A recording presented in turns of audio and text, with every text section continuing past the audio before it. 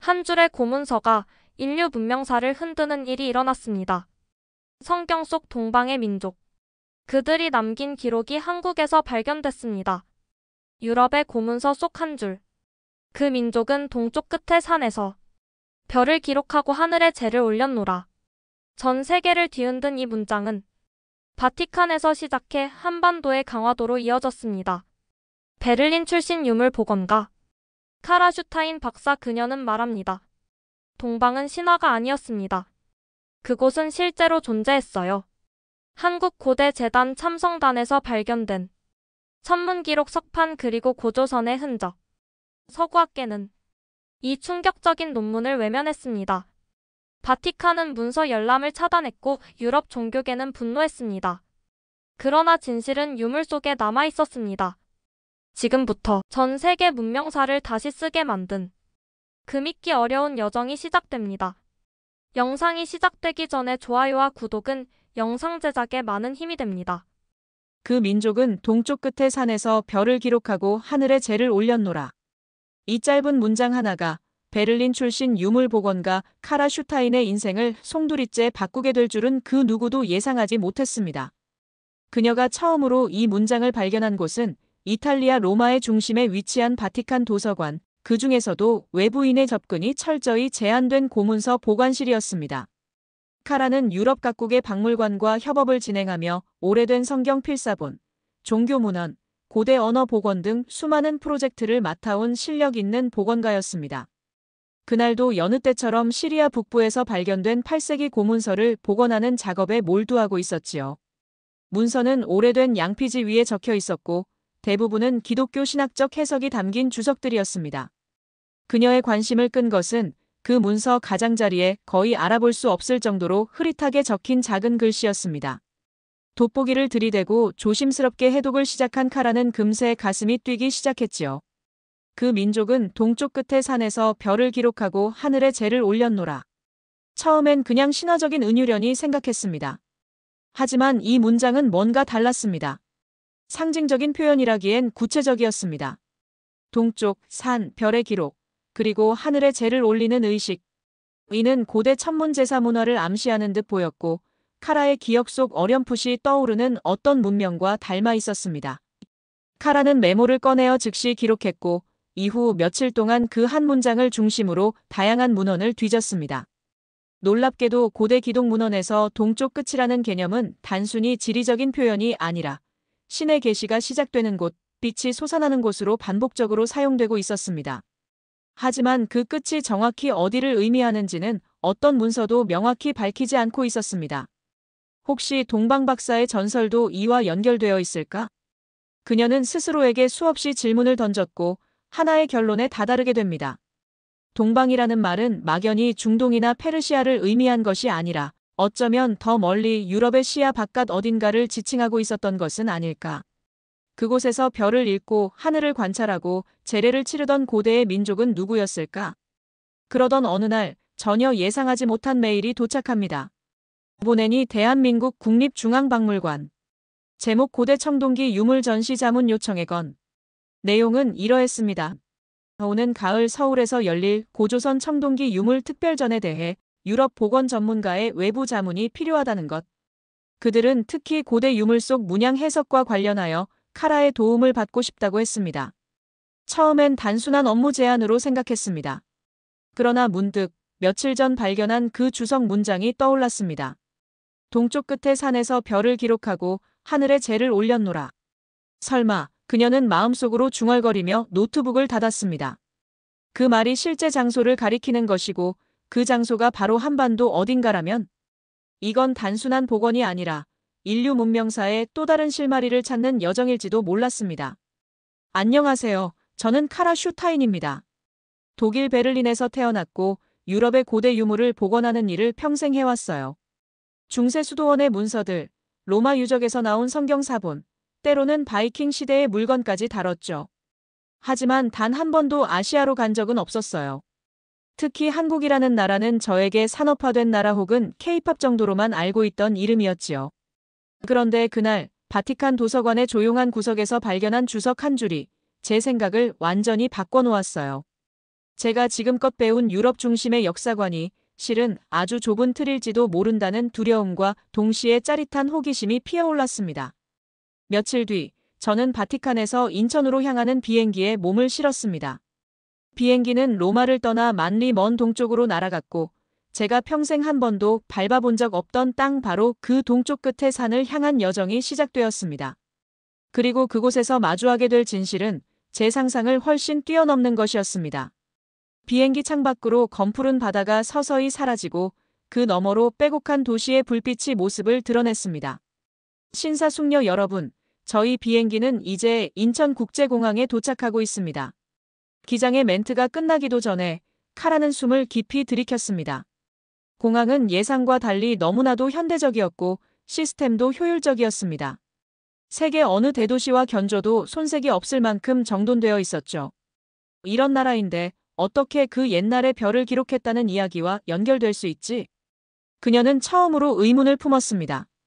바티칸 고문서 속 표현은 신비롭고 고대적인 분위기였는데 현실의 한국은 마치 미래 도시처럼 느껴졌습니다. 하지만 공항에서 시내로 가는 리무진 버스에 오르자 그녀의 시선은 조금씩 바뀌기 시작합니다. 멀리 보이는 산등성이들과 낮게 깔린 안개, 그리고 건물과 자연이 조화롭게 공존하는 풍경은 유럽의 도시들과는 사뭇 달랐습니다. 이 나라엔 무언가 오래된 게 숨겨져 있는 느낌이야.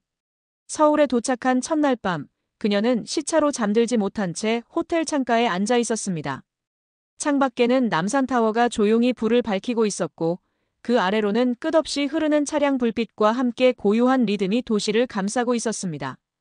카라는 손가락으로 무심코 종이 위에 별 모양을 그리며 생각했습니다. 과연 여기 어딘가에 하늘을 향해 젤을 올린 민족이 존재했던 걸까? 그리고 바로 다음 날 카라는 운명의 동행자 이강우 박사를 만나게 됩니다. 이 만남이 어떤 파장을 불러올지는 그 누구도 알지 못한 채였습니다. 카라 슈타인이 서울에 도착한 둘째 날 국립중앙박물관 유물조사실에서는 이미 긴장이 감돌고 있었습니다. 독일, 영국, 프랑스 박물관에서 인정받은 그녀의 경력 때문이기도 했지만 사실 더 큰 이유는 따로 있었죠. 이번 청동기 유물특별전은 단순한 전시를 넘어서 고조선이라는 이름에 다시 한번 실체를 부여할 수 있는 중요한 전환점이 될 수도 있었기 때문이었습니다. 카라는 안내를 받으며 회의실로 향했고 그곳에서 두 명의 인물을 만났습니다. 하나는 이강우 박사.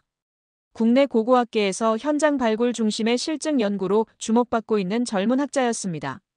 또 하나는 윤세빈 박사. 천문학과 고문서 연구를 융합해 고대의 별자리 기록 해석에 뛰어난 전문가였죠. 카라 박사님, 먼 길 오시느라 고생 많으셨습니다. 이강우 박사는 진심 어린 웃음으로 카라를 반겼습니다. 감사합니다. 이렇게 흥미로운 전시에 초대해 주셔서 저야말로 영광이에요. 카라는 조심스레 자리에 앉으며 눈앞의 두 사람을 바라보았습니다. 그들의 눈빛에서 무언가 숨기기 힘든 기대감이 느껴졌습니다. 우선 한 장의 사진부터 보여드리겠습니다. 윤세빈 박사가 프린트된 석판 문양 이미지를 내밀었습니다. 사진 속에는 원형의 중심에 별 모양이 새겨져 있었고 그 주변을 감싸듯 4개의 점과 곡선이 대칭적으로 배치되어 있었습니다. 카라는 그 이미지를 보자마자 숨이 턱 막히는 듯한 감각을 느꼈습니다. 이건 제가 바티칸에서 복원하던 문서에 나왔던 도형과 거의 일치하네요. 그녀는 빠르게 노트를 펼쳐 자신이 그려둔 도형을 꺼냈습니다. 두 도형은 육안으로 봐도 놀라울 정도로 유사했습니다. 이 도형은 중동의 기독교 수도원에서 보관되던 시리아어 문서에 포함되어 있었어요. 8세기 혹은 그 이전일 가능성도 있고요. 그런데 한국에서 같은 구조를 발견했다고요? 이강우 박사가 조심스럽게 고개를 끄덕였습니다. 이건 강화도 참성당 근처 암각화 중 일부입니다. 재래용 재단 근처에서 발견된 석판인데 단순한 장식으로 보기엔 너무 정교하고 목적성이 뚜렷합니다. 별자리와 연결된 기록일 가능성이 크죠. 카라는 입을 다물지 못했습니다. 그녀는 유럽에서 별자리를 신성한 도형으로 간직했던 흔적들을 수도 없이 보아왔습니다. 하지만 유럽의 기록은 대부분 상징에 머물렀지 실질적인 천문 관측 구조와는 거리가 있었습니다. 혹시 단군 신화와 관련이 있을까요? 카라가 조심스럽게 물었습니다. 네, 우리가 알고 있는 단군은 신화 속 인물로 배워왔습니다. 곰과 호랑이, 하늘의 신, 천부인 같은 이야기 말이죠. 그런데 이 유물들을 보고 있으면 단군은 단순한 신화가 아니라 실존했을 수도 있는 통치자였다는 가설을 다시 생각하게 됩니다. 카라는 놀라움과 동시에 어떤 전율을 느꼈습니다. 그렇다면 동쪽 끝의 산이라는 그 문장도 단순한 시적 표현이 아니었을지도 모르겠네요. 며칠 후 세 사람은 강화도로 향했습니다. 이른 아침부터 도착한 참성단은 안개가 걷히는 순간에야 제 모습을 드러냈습니다. 석단 위에 오르자 사방이 확 트였고 멀리서 아련히 들려오는 바람소리가 마치 수천 년 전 제사의 복소리를 연상케 했습니다. 윤세빈 박사가 조심스레 말했습니다. 여기 바로 아래 벽면을 보세요. 이 기호가 우리가 말한 별자리 도형입니다. 카라는 무릎을 꿇고 자세히 들여다보았습니다. 섬세하게 새겨진 점과 선은 단순한 장식이 아니었습니다. 별들의 상대 위치, 계절 변화에 따라 이동하는 위치까지 기록한 것처럼 보였습니다. 이건 단순한 종교적 의식의 흔적이 아니에요. 이건 과학입니다. 서울로 돌아오는 길, 카라는 묵묵히 차창 밖을 바라보며 생각에 잠겼습니다. 현대적인 도시 풍경과 강화도의 고요한 유적 사이에는 수천 년이라는 간극이 있었지만 아이러니하게도 그 둘은 한 줄기 선으로 연결되어 있었습니다. 그날 밤 박물관 연구실. 카라는 조용히 노트북 앞에 앉아 바티칸에서 복원했던 문서를 다시 열었습니다. 그리고 마침내 자신이 묻어두었던 문장을 다시 꺼냈습니다. 그 민족은 동쪽 끝의 산에서 별을 기록하고 하늘에 재를 올렸노라.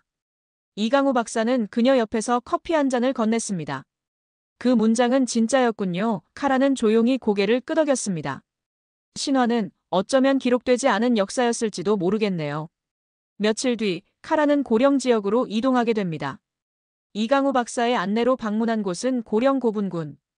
한국 남부 지역에서 발굴된 수많은 청동기 유물이 이곳에서 출토되었습니다. 카라는 그중 하나 비파형 동검 앞에서 발걸음을 멈췄습니다. 이건 진짜 아름답네요. 유럽 청동기 검과는 완전히 다른 미감이에요. 동검은 날렵한 곡선을 갖고 있었고 손잡이 부분에는 별 모양을 닮은 문양이 새겨져 있었습니다. 윤세빈 박사가 설명을 덧붙였습니다. 이 검은 단순한 무기가 아닙니다. 의례용, 즉 통치자나 제사장이 하늘에 재를 올릴 때 사용한 상징적인 도구죠. 카라는 다시 한번 그 별 문양에 시선을 고정했습니다. 그 문양은 분명히 유럽 기독문서에서 보던 것과 닮아 있었습니다. 그녀는 자신도 모르게 중얼거렸습니다. 왜 이런 문양이 여기 있는 걸까? 이건 분명히 유럽에서 종교적인 의미로만 존재하는 상징인데. 이강우 박사가 잠시 침묵하다 입을 열었습니다. 사실 단군은 하늘과 소통하는 자라는 의미의 제사장이자 통치자였다고 봅니다. 우린 늘 신화로 배웠죠. 곰과 호랑이 이야기, 신단수, 천부인. 하지만 이 유물들이 말하는 건 훨씬 더 구체적이고 체계적인 사회였습니다. 카라는 조용히 고개를 끄덕였습니다. 어릴 적부터 유럽의 시각으로 세계를 배워왔던 그녀에게 지금 이 순간은 마치 역사가 재부팅되는 느낌이었습니다. 역사의 중심은 단지 로마나 예루살렘에만 있던 것이 아니었습니다. 그 동쪽 끝의 산이 어쩌면 문명의 시작점일 수도 있다는 생각이 들었습니다.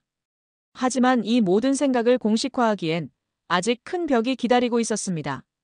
그녀의 바티칸 시절 동료 학자들에게 보낸 사진과 자료 요청 메일에 아무런 답장이 오지 않기 시작한 겁니다. 오히려 비공식적인 경로로 들려온 말은 해당 문서의 추가 열람을 중지한다는 조치가 내려졌다는 소식이었습니다. 카라는 자신의 연구가 누군가에게 불편한 진실이 되고 있다는 걸 직감했습니다. 하지만 동시에 더 이상 멈출 수 없다는 걸 알고 있었죠. 서울의 밤하늘 아래 그녀는 조용히 혼잣말을 중얼거렸습니다. 진짜 신성은 진실을 덮는 데 있지 않아. 진짜 신성은 드러내는 데서 시작되는 거야. 카라는 서울의 아침 햇살을 등지고 국립중앙박물관 연구동으로 향했습니다. 며칠째 잠을 제대로 자지 못한 탓에 피곤이 온몸에 묻어 있었지만 그녀의 눈동자에는 포기하지 않겠다는 결의가 어렴풋이 떠 있었습니다. 연구실 책상 위에는 전날 정리해둔 메일 초안이 켜져 있었습니다. 보내니, 카라 슈타인, 받느니, 바티칸 고문서 관리국. 제목, 코덱스 시리아쿠스 871, 추가 열람 요청의 건. 메일 내용을 보낸 직후 그녀는 깊은 숨을 내쉬었습니다. 그러나 몇 시간 뒤 도착한 답장은 싸늘했습니다. 해당 문서는 현재 열람 불가 상태이며 추가 요청은 보존위원회의 판단 이후에만 검토될 수 있습니다. 카라는 모니터를 가만히 바라보며 생각했습니다. 처음엔 관심을 보이더니 왜 갑자기 모든 문이 닫히는 걸까? 이어 또 다른 이메일이 도착했습니다. 이번엔 유럽의 권위 있는 고고학 학회지 편집위원회였습니다. 당신이 제출한 원고는 편집 방침과 방향성이 맞지 않아 게재가 어렵다는 결론을 내렸습니다. 주제는 흥미로우나 현재 학계에 명확한 기준이 없어 검토 보류가 필요합니다. 한순간 온몸에 힘이 빠졌습니다. 바티칸의 문서는 차단되고 유럽 학계는 조심스럽게 거리를 두었습니다. 심지어 일부 동료 학자들 사이에선 종교적 영역을 자극한 불필요한 시도라는 말이 돌고 있다는 소식도 들려왔습니다. 카라는 학문적 연구를 진행한 것일 뿐이었습니다.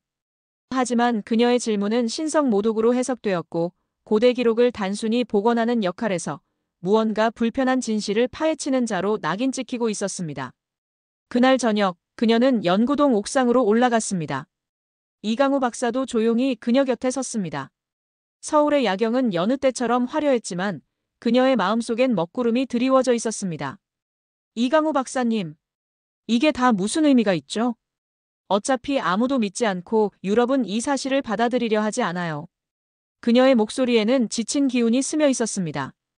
그동안 견고하다고 믿었던 학문적 체계와 연대가 이렇게 허무하게 외면당할 줄은 상상도 하지 못했지요. 이강우 박사는 조용히 그녀를 바라보다가 입을 열었습니다. 진짜 신성은 진실을 덮는 게 아니라 드러내는 데서 시작되는 거죠. 그게 단군이든 동방민족이든 우리가 그들을 정확히 알아야 미래를 제대로 바라볼 수 있어요. 그 말은 마치 깊은 밤을 찢는 번개처럼 그녀의 가슴을 때렸습니다. 카라는 그날 밤 결심을 굳혔습니다. 그리고 운명처럼 결정적인 사건이 일어났습니다. 윤세빈 박사가 강화도 근처 한 사찰에서 기증받은 유물 중 석판 조각 하나에 이상한 문양이 있다는 연락을 해왔습니다. 카라 박사님, 이거 직접 와서 보시는 게 좋겠어요. 석판은 오래된 목재 상자 안에서 발견됐고 깨진 상태였지만 문양 일부는 명확히 식별할 수 있었습니다. 중앙엔 별을 상징하는 점과 곡선들이 있었고 그 주변엔 방향성과 계절 주기를 나타내는 것으로 보이는 기호들이 새겨져 있었습니다. 카라는 눈을 떼지 못했습니다. 이건 그녀가 바티칸 문서에서 복원한 천문 도형과 거의 완벽하게 일치하는 구조였습니다. 오히려 이쪽이 더 오래되고 정교해 보였습니다. 이건 더 이상 가설이 아니에요. 명백한 증거예요. 그녀는 즉시 사진을 찍고 기존의 연구와 대조하면서 문양의 구조를 정리하기 시작했습니다. 그리고 마침내 밤을 새워 국제고고학회에 논문 발표 신청서를 작성했습니다. 제목은 그녀가 이 여정의 시작부터 가슴에 품었던 의문에서 따온 것이었습니다. 고조선과 성경 속 동방 민족의 교차 가능성에 대하여. 논문은 대담했습니다. 하지만 그 안에는 선을 넘지 않는 절제도 함께 녹아 있었습니다. 그녀는 고조선이라는 단어를 신화적 존재가 아닌 천문 지식과 재래 문화를 갖춘 실제 존재했던 문명으로 정의하고 유럽 기독문헌 속 동쪽 끝의 산 개념이 단지 중동을 넘어선 더 동쪽 한반도를 암시할 수 있음을 언급했습니다. 마지막 문장엔 그녀가 이 모든 여정을 통해 느낀 절실한 고백이 담겨 있었습니다. 우리는 성경의 문장을 기억하지만 유물은 진실을 말하고 있었습니다. 신화는 망각의 안개에 사라진 역사가 아니라 이제 막 드러나기 시작한 문명의 기억입니다. 논문을 송신한 직후 카라는 마치 바다에 편지를 띄운 기분이었습니다. 어디로 흘러갈지, 누가 읽게 될지, 그리고 어떤 파장을 일으킬지 알 수는 없었지만 분명한 건 더는 침묵하지 않겠다는 결의였습니다. 며칠 뒤 학회 측에서 논문 접수 완료 메일이 도착했습니다. 비록 정식 심사에는 몇 주 이상이 걸릴 테지만 그녀는 자신이 던진 질문이 이제 단지 개인의 것이 아니게 되었음을 실감했습니다. 이강우 박사와 윤세빈 박사도 그녀의 결정을 지지했습니다. 카라 박사님이 아니었다면 우리도 이 연결고리를 보지 못했을 거예요. 이제 이 질문은 한국만의 것도 유럽만의 것도 아니죠. 인류 전체의 것입니다. 그날 밤 카라는 강화도 참성단 사진을 다시 들여다보았습니다. 달빛 아래 고요히 서 있는 돌 제단, 그 위를 감싸는 별빛, 그리고 그 모든 장면이 품고 있는 시간의 깊이. 그녀는 속으로 중얼거렸습니다. 만약 그들이 하늘의 이치를 기록했고 재를 올렸고 그것이 바티칸까지 전해졌다면 우린 이제 그 시작을 다시 써야 할지도 몰라. 그리고 그 순간 그녀는 확신했습니다. 이 여정은 신성 모독이 아닌 신성 그 자체에 가까운 것이었습니다. 진실을 향한 고요하고도 단단한 외침. 그 외침은 이제 전 세계 학문과 믿음의 벽을 향해 조용히 부딪히고 있었습니다. 한국에서의 마지막 날.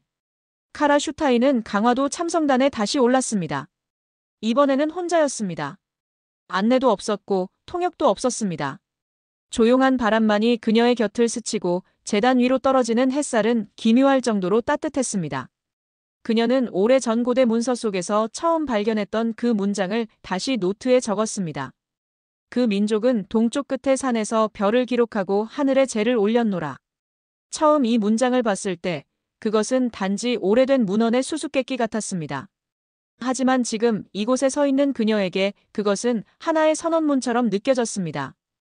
이 제단 위에서 누군가는 실제로 하늘을 관측하고 별의 움직임을 기록했으며 어쩌면 그 기록이 실크로드를 지나 중동까지 도달했을지도 모른다는 상상은 이제 허황된 몽상이 아니었습니다. 카라는 제단 주변을 천천히 돌며 사진을 찍고 바위의 문양을 손끝으로 느꼈습니다. 이 유물은 말하고 있어요. 단군은 허상이 아니라고. 그리고 이 땅은 역사의 끝이 아니라 시작이었다고. 도시에 돌아온 그녀는 마지막으로 국립중앙박물관 옥상에 올랐습니다. 서울의 야경은 언제나처럼 숨가쁘게 흘러가고 있었고 그녀는 그 도시를 내려다보며 조용히 속삭였습니다. 성경이 말한 동쪽 끝의 산. 어쩌면 그 끝은 바로 이곳이었는지도 몰라요. 우리가 신화라 믿었던 것들은 사실 잊힌 역사였는지도. 며칠 전 그녀는 국제고고학회에 논문 발표를 신청했습니다. 고조선과 성경 속 동방 민족의 교차 가능성에 대하여. 그 논문은 발송과 동시에 여러 곳에서 파장을 일으키기 시작했습니다.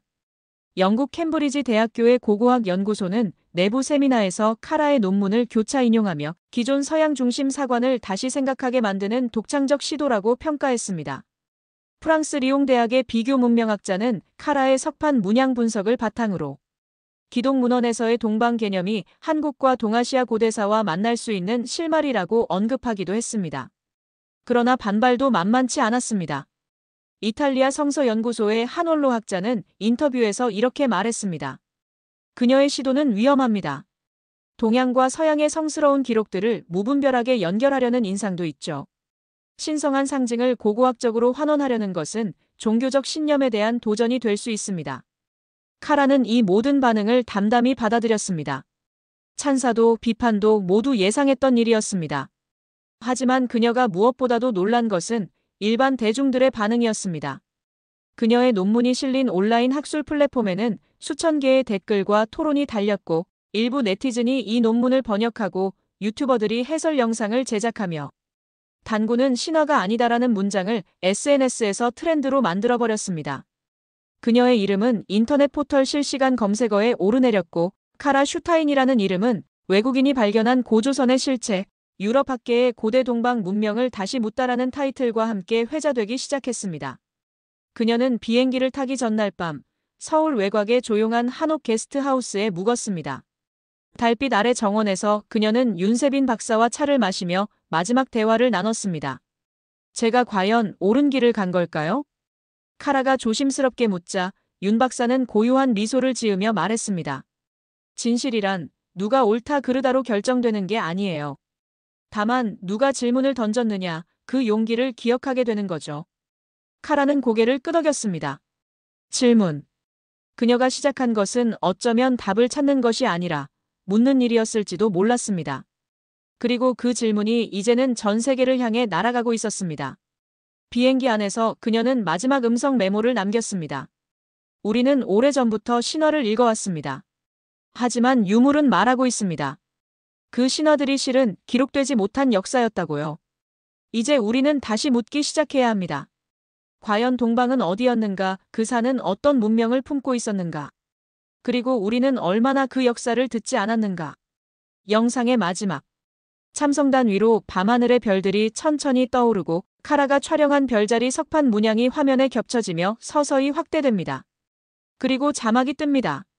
성경은 잊었지만 유물은 기억하고 있었다. 동방은 끝이 아니라 문명의 시작이었다. 오늘의 이야기는 여기까지입니다. 우리는 지금까지 신화라 불리던 이야기 속에서 잊혀진 역사의 숨결을 마주했습니다. 하늘을 올려다보며 별을 기록하던 민족, 동쪽 끝의 산 위에서 신에게 제를 올리던 사람들. 그 이름은 고조선이었고 그들은 단지 전설의 인물이 아니라 이 땅에서 숨쉬고 별을 따라 시간을 새기며 살아갔던 실존의 흔적일지도 모릅니다. 수천 년의 침묵 아래 묻혀있던 진실이 지금 우리 앞에서 조용히 눈을 뜨고 있습니다. 그들이 남긴 암호 같은 기록과 돌 위에 새긴 하늘의 모양을 이제는 우리가 기억하고 되새기고 세상에 전할 차례입니다. 이 이야기가 여러분께 작은 울림이 되었기를 진심으로 바랍니다. 다음 이야기에선 또 어떤 한국의 모습이 펼쳐질까요? 한국을 향한 여정은 계속됩니다. 구독과 좋아요 잊지 마시고요. 다음 영상에서도 세상을 뒤흔드는 또 하나의 이야기로 찾아오겠습니다. 감사합니다.